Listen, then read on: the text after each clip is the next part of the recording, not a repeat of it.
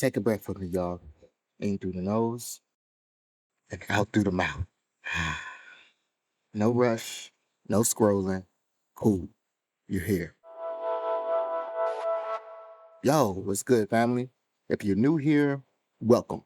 My name is Gold, also known as the Gold Giraffe. I'm a multidisciplinary creative. Music, writing, design, sound, teaching. But more than that, I'm someone who spent years trying to pay attention to how creativity actually lives in the body, not just how it looks online. This podcast isn't just about hacks. It ain't just about motivation. It's not just about grinding yourself into dust for visibility. This is a space for creative alignment, understanding how you're built so creating stops feeling like resistance and starts feeling like relief. And today, I'm going to share something that changed everything for me. Creativity has languages, and most of us are burnt out because we're trying to create in the wrong one. All right, so here's the core insight and why this just ain't a metaphor. People talk about creativity like it's one thing, like just sit down and do it, be disciplined, lock in. But creativity isn't a single muscle. It's a relationship between your mind, your body, your environment, and meaning. So when we say creative languages, we're actually talking about how creativity enters you, how it moves through you, how it leaves you. Same creativity, just different pathways. You know what I'm saying? So you might have heard of love languages, but there's also creative languages. So here's the first one: creative touch. Creative touch is more about embodiment. These creatives think through their hands. Their nervous system needs physical engagement for their ideas to move. That's why a drummer feels clear after playing. A painter understands the piece while painting it. A designer needs to drag things around before the idea clicks. I think a perfect example for this is the artist. Y'all know Prince. Prince was one, Prince was dope.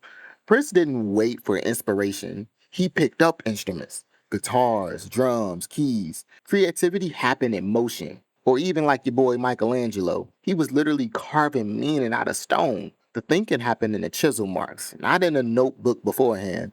If creative touch is your language and all you're doing is planning, mood boarding, or just thinking about it, your body feels restless, irritated, disconnected. They don't need clarity, they need contact. All right, y'all. So another creativity language is creative words. This is creation through articulation. These creatives don't know first, they discover by speaking or writing. The sentence creates the thought, the verse reveals the feeling, the conversation organizes the chaos. Think about James Baldwin. He didn't write because he had clarity, he wrote to get it. Or, like your boy K. Dot, Kendrick Lamar, his albums aren't vibe first, they're language first, narratives, arguments, confessions. I happen to resonate a lot with that. I don't process internally first, I process out loud. Writing and speaking isn't output for me, it's integration. When I stop using words, my body holds unfinished thoughts. And that's where that anxiety comes from for me. All right, y'all. So another creative language is creative time. Creative time is about rhythm, not urgency. These creatives need slowness, repetition, spaciousness. Their ideas ripen over time. A strong example I can think of is like Toni Morrison. She wrote slowly, deliberately, often around life, not in spite of it. Her work has depth because it wasn't rushed. Another one is Maruki Murakami. Rigid routines, long solitude, patience, same rhythm every day. You rush these people and you're going to get some shallow work. You honor their timing and you get something that lasts. All right, so another creative language is creative environment. Creative environment creatives are context sensitive. Their nervous system responds to light, sound, color, cleanliness, nature versus concrete.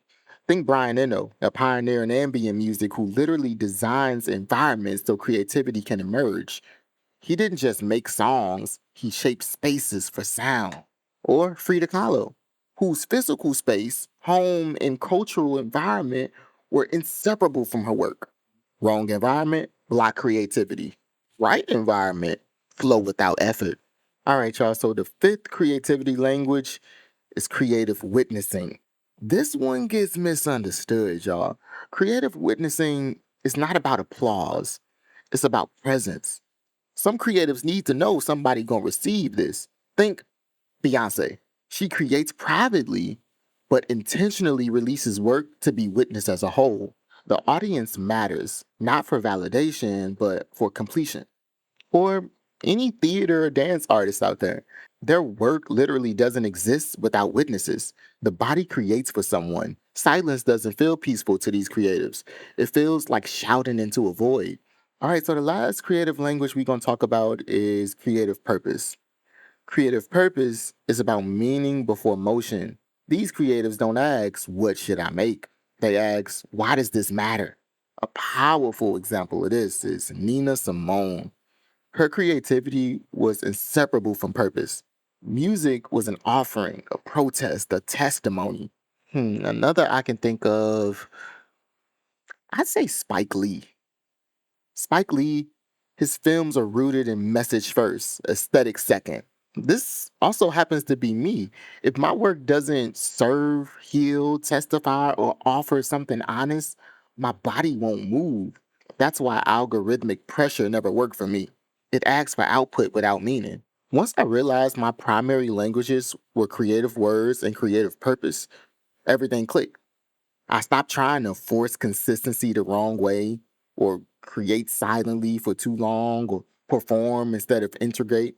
I started letting writing lead me, speaking ground me, silence follow my expression. And creativity stopped feeling like a fight. It started feeling like home. All right, so here's what I want you to ask yourself, honestly. Which creative language makes you feel alive? Which one have you been neglecting? Which one have you been forcing because you thought you should? You don't need to change who you are. You just need to create in your native tongue.